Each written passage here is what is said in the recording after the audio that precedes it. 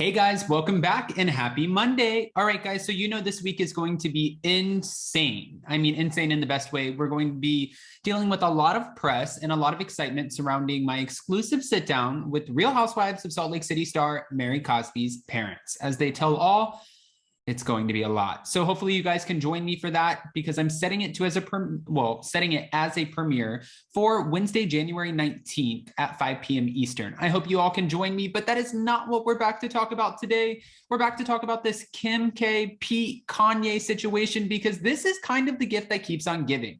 Now we're hearing that Pete Davidson has hired extra security following Kanye West's alleged threats, but we have all of the information and more. Before we jump in, if you guys haven't already, go ahead, smash that like button. If you're not subscribed, get subscribed. And don't forget to hit that notification bell because, well, you don't want to miss anything we have coming up.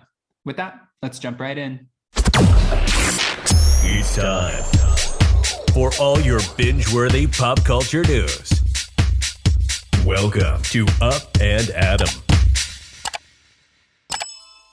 All right, guys, so apparently, according to Radar Online, friends of Pete Davidson are telling Radar that the SNL comedian has hired extra security after Kanye West threatened to beat him up.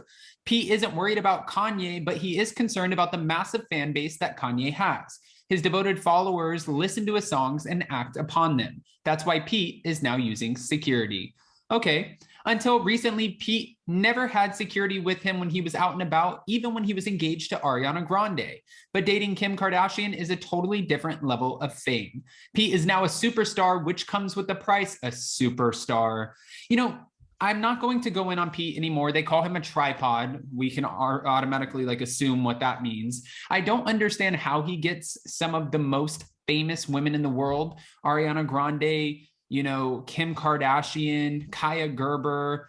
Who else was it? There's a list of women that he's had under his belt that he's dated. I still don't understand.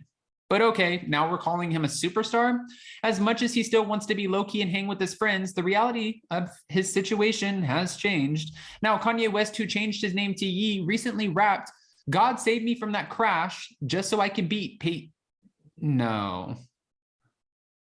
Just so I can beat Pete Davidson's ass in his new song, "My Life Was Never Easy," a collaboration with rapper The Game.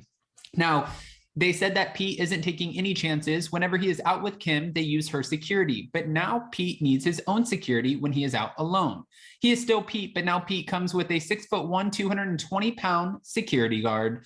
The decision to beef up security comes after Kanye threw a public temper tantrum over the weekend, and Kanye took to Instagram, technically it was Instagram Live, to accuse his soon-to-be ex-wife Kim of throwing a party for their daughter Chicago without inviting him. He claimed that she withheld the address as he filmed himself driving around town searching for the location. Okay, so when it comes to all of this, he did end up thanking Travis Scott and Kylie Jenner. We saw photos of him at Chicago and Stormi's joint birthday party, and he said, "Thank you to Travis for giving me the address, and thank you to Kylie for letting me in the gate."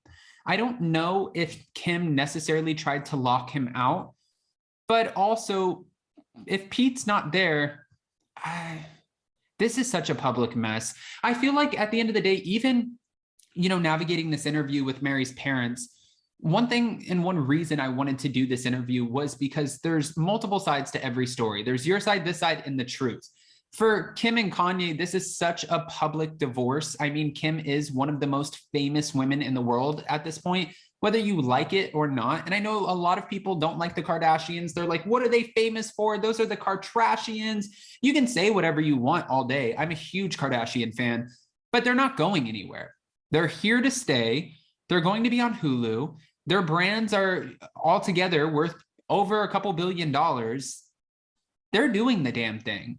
So I think when it comes to Kim and the way that Chris is managing the girls and trying to navigate any public divorce or breakup, I'm pretty sure that they would be pretty level-headed about it in order to keep the press out as much as possible. Kanye, however, does like to take to social media. He does like to share what's going on. And sometimes people think, wow, this is so out there. This is nuts. I can't believe Kanye said this.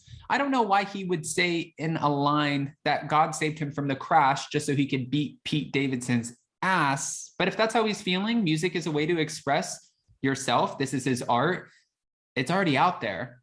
So now I can see why Pete, they're saying that he's not necessarily afraid of Kanye, but he is afraid of the fan base that comes with Kanye. You know, there are a lot of people, just like Taylor Swift fans, when Kim Kardashian and Kanye West were in this big epic feud with Taylor Swift fans were going nuts, taking her side, going on social media, giving death threats to the Kardashians, like it was just insane. When you're at this level of stardom, your fan base, they take it on like they think your problems are their problems. They're so invested in your life, your art, and what you're doing that they're like, okay, we know you're busy. Let us handle it, which is a scary thought. It is at the end of the day. So I wouldn't blame him. I don't blame him for actually bumping up his security. I think Pete Davidson, this is probably a great choice. Listen, if you're going to end up dating one of the most famous women in the world, it's going to come with its perks, but also you might have to spend a little bit more money to keep up with the Joneses. And the Kardashians, that's probably the best definition of the Joneses. I don't want to just give you guys my opinion, no.